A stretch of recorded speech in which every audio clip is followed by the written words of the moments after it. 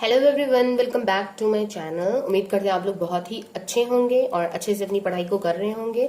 जिन लोगों ने मेरी पुरानी वीडियो देखी है उन्हें पता होगा कि हम लोगों ने लास्ट टाइम पे डिस्कस किया था beta distribution of first kind और उसके कुछ इंपॉर्टेंट रिमार्क्स थे जिनसे डायरेक्टली क्वेश्चन बन जाते हैं आईएएस में, वो हम लोगों ने डिस्कस किए थे।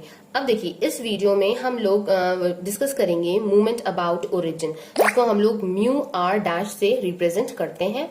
मैं यहाँ पे आप लोगों को एक एडिशनल इन्फॉर्मेशन दे दूं। देखिए, जो हमारे मूवमेंट होते हैं वो हमारे 3 टाइप के होते हैं।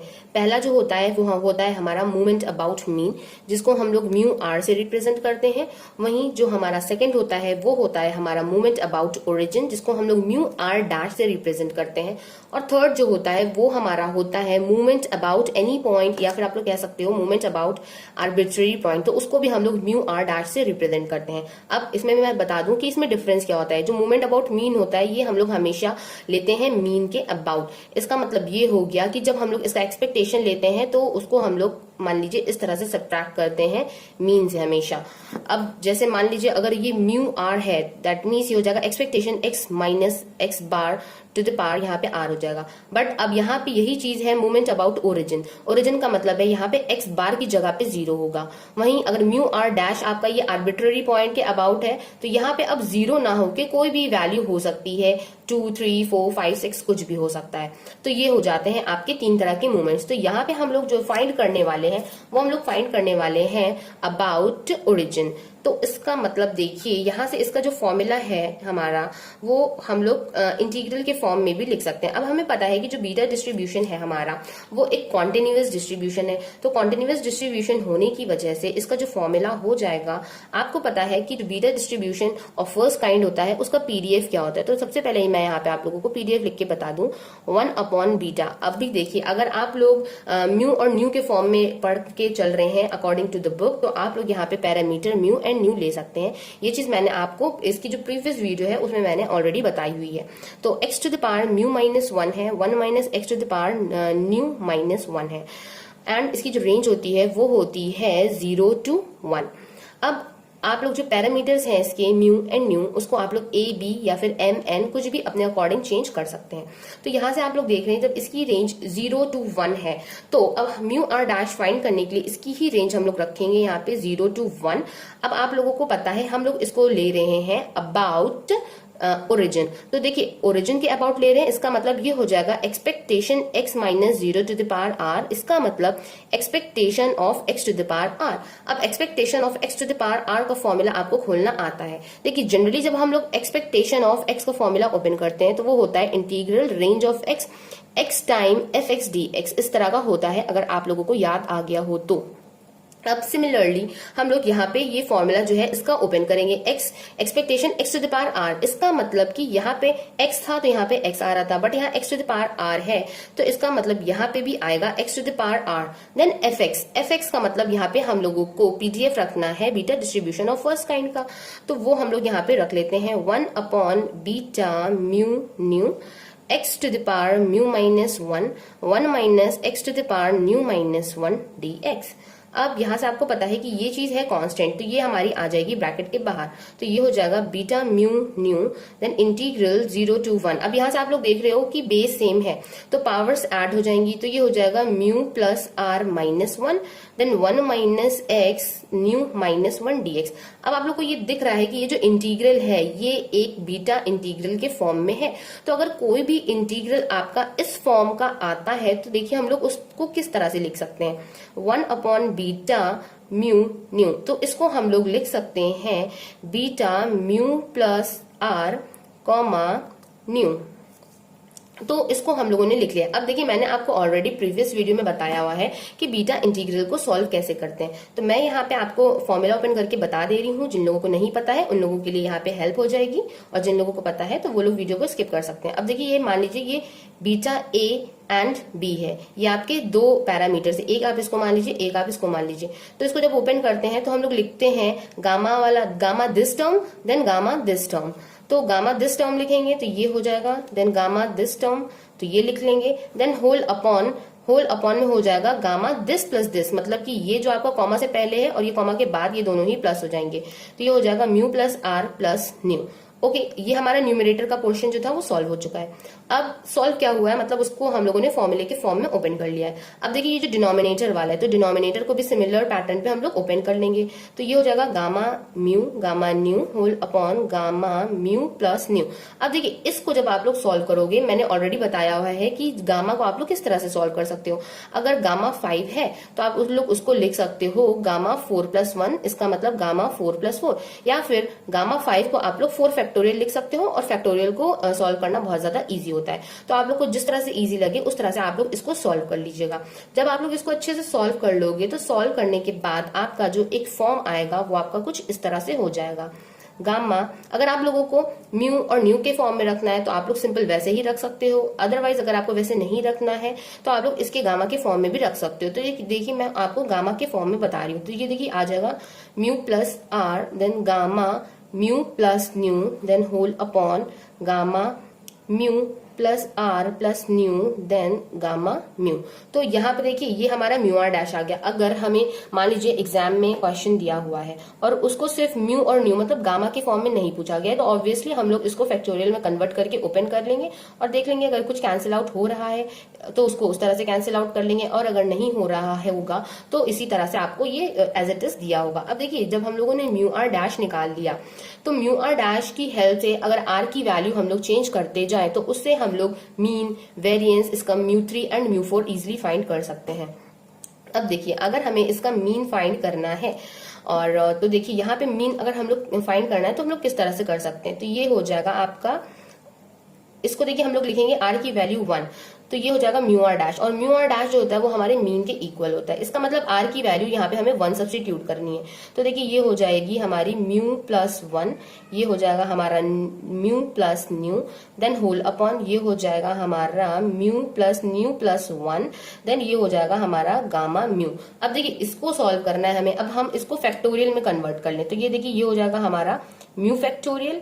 अगर इसको हम लोग देखें तो ये हमारा क्या हो जाएगा, ये हो जाएगा हमारा mu plus nu minus 1 factorial then ये हमारा क्या हो जाएगा, ये हो जाएगा mu plus nu factorial, because जब -1 करेंगे तो ये सिंपल यही टर्म आ जाएगा, और ये हमारा हो जाएगा म्यू -1 फैक्टोरियल। अब देखिए यहां से हम लोग कैसे इसको सॉल्व करेंगे।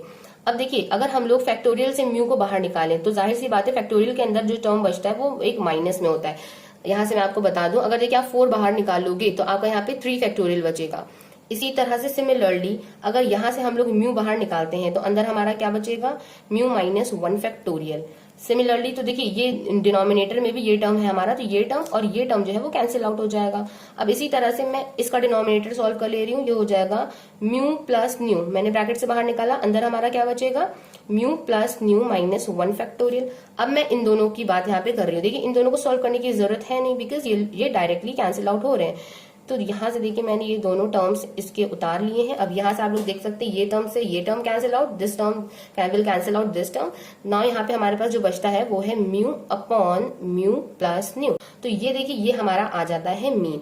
तो इसी तरह से आप लोग वेरिएंस को भी फाइंड आउट कर सकते हो। तो जस्ट वेरिएंस को फाइंड आउट करने के लिए सबसे पहले तो आप लोगों को म्यू2 डैश फाइंड करना पड़ेगा, बिकॉज आप लोगों ने पढ़ा होगा कि वेरिएंस अगर आपको निकालना है तो वेरिएंस का फॉर्मूला जो होता है वो होता है आपका एक्सपेक्टेशन ऑफ एक्स का whole square minus expectation of x का होल स्क्वायर। ठीक है, तो यहां से देखिए इसका वैल्यू हो जाती है म्यू2 डैश और इसकी वैल्यू हो जाती है म्यू1 डैश होल स्क्वायर।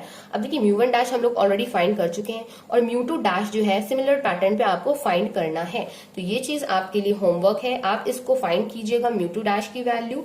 अब म्यू2 डैश की वैल्यू जब आप यहाँ सब्स्टिट्यूट करोगे एंड म्यू1 डैश की वैल्यू का स्क्वायर कर दोगे, उसके बाद जब आप इसको सॉल्व करोगे तो इसकी जो वैल्यू आती है वो आती है mu nu whole upon mu plus nu whole square then mu plus nu plus 1।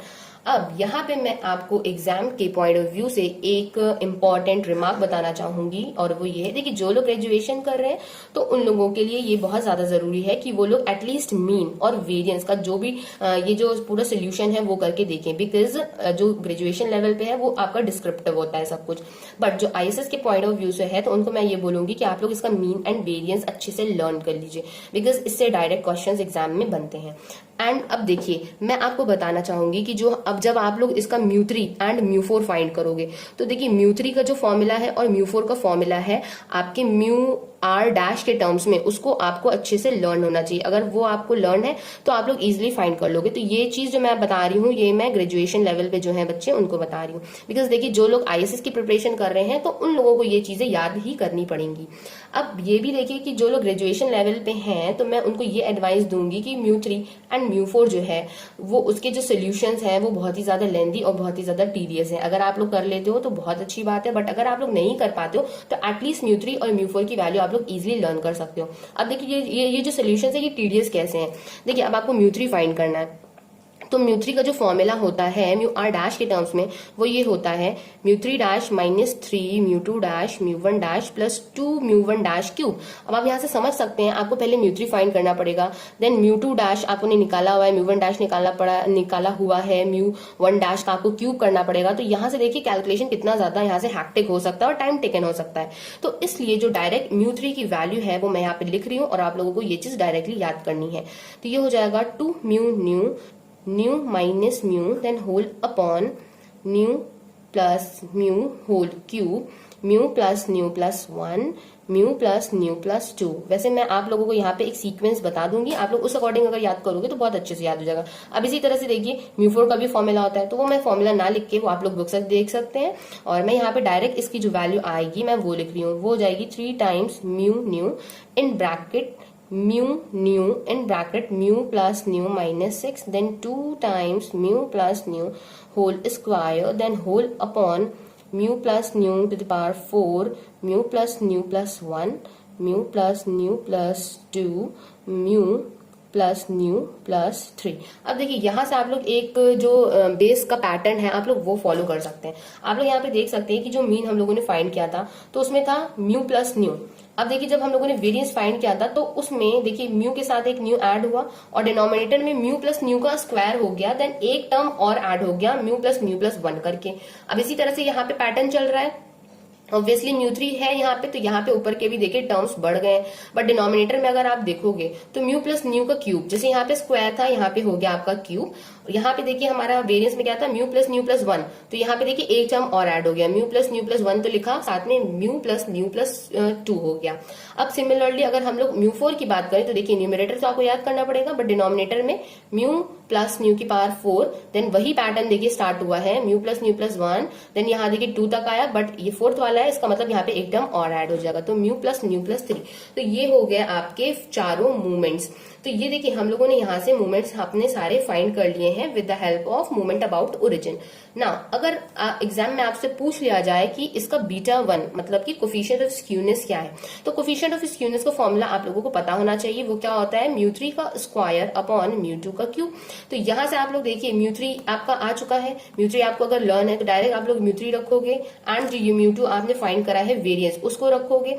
Then वहां से देखिए ये कैलकुलेशन इजी है बिकॉज यहाँ पे डायरेक्टली आपके जो टर्म्स हैं वो कैंसिल आउट हो जाएंगे, और कैंसिल आउट जब आप लोग करके देखना तो वहां से जो आपकी वैल्यू है वो देखिए कुछ इस तरह से आ जाएगी 4 times nu minus mu whole square mu plus 1 then whole upon mu plus 2 whole square. अब सिमिलरली अगर कोफिशिएंट ऑफ कर्टोसिस की बात की जाए तो उसका फॉर्मूला होता है म्यू4 अपॉन म्यू2 का स्क्वायर। तो यहाँ पे सिमिलरली म्यू4 की वैल्यू एंड म्यू2 की वैल्यू रख के उसका स्क्वायर करके आप लोग जो टर्म कैंसिल आउट हो रहे हैं उनको कट कर दोगे, देन यहाँ पे जिसकी वैल्यू आएगी वो आप लोग फाइंड आउट करोगे। तो ये चीज है आपका होमवर्क। और मैं आपको फिर से ये चीज बता दूं कि ये जो मैं आपको पॉइंट्स बता रही हूँ ये बहुत ही ज्यादा इंपॉर्टेंट है। तो इस बार का जो एग्जाम हुआ था आपका 2022 का, उसमें एक क्वेश्चन आपका पूछा गया था बीटा डिस्ट्रीब्यूशन से। वहां पे आप लोगों को मीन एंड वेरिएंस दे दिया गया था और पूछा गया था कि उसके पैरामीटर्स क्या हैं। मैं अभी जब आने वाली वीडियोस में मैं जब पेपर्स सॉल्व करूंगी तो उसमें मैं आप लोगों को दिखाऊंगी। तो मैं यहाँ पे आपको इसलिए बार बार बोल रही हूँ बिकॉज आपको डायरेक्टली लर्न होना चाहिए। अगर आप लोगों को लर्न होगा तो आप लोग डायरेक्टली इस चीज को सॉल्व कर सकते हो। अब एक और क्वेश्चन यहाँ पे एग्जाम में पूछा जाता है, अगर आप लोग प्रीवियस पेपर सॉल्व करोगे तो उसमें आप लोग देखोगे जो हार्मोनिक मीन है, तो हार्मोनिक मीन डायरेक्टली आपको पैरामीटर्स दे दिए जाते हैं और पूछा जाता है कि beta distribution of first kind का हार्मोनिक मीन है वो क्या होगा। 4 ऑप्शन होंगे, एक ऑप्शन आपको सिलेक्ट करना होगा।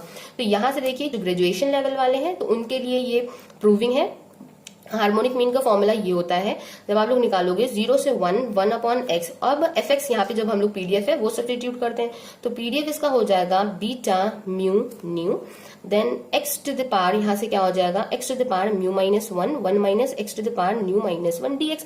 तो इसका जो कैलकुलेशन है वो बहुत ही छोटा सा है, तो इसके कैलकुलेशन के लिए देखिए 1 अपॉन बीटा म्यू न्यू, ये तो कांस्टेंट आप बाहर निकाल लोगे 0 से 1। अब यहाँ पे देखिए क्या हो जाएगा एक्स की पावर म्यू माइनस 1 ऑलरेडी है और ये भी जाके माइनस 1 हो जाएगा, और again 1 minus x to the power nu minus 1 d x हो जाएगा। अब देखिए ये आपका बीटा इंटीग्रल है, जैसे हम लोगों ने इसको इस फॉर्म में लिखा था बीटा के फॉर्म में, सिमिलरली आप लोग इस वाले टर्म को इस फॉर्म में लिख सकते हैं। अब देखिए ये हम लोग लिख सकते हैं यहाँ पे, इसको तो हम लोगों ने एज इट इज उतार लिया, इसको हम लोग क्या लिखेंगे बीटा, देखिए x to the power this minus 1 है तो यहाँ पे ये वाला टर्म आ जाएगा। देन यहाँ पे क्या है 1 minus x to the power nu minus 1, तो सिंगल यहाँ पे जो पैरामीटर है वो न्यू ही रहेगा, क्योंकि देखिए यहाँ पे -1 के फॉर्म में है ना, तो -1 के बाद जो बचता है वो हम लोग पूरा ले लेते हैं।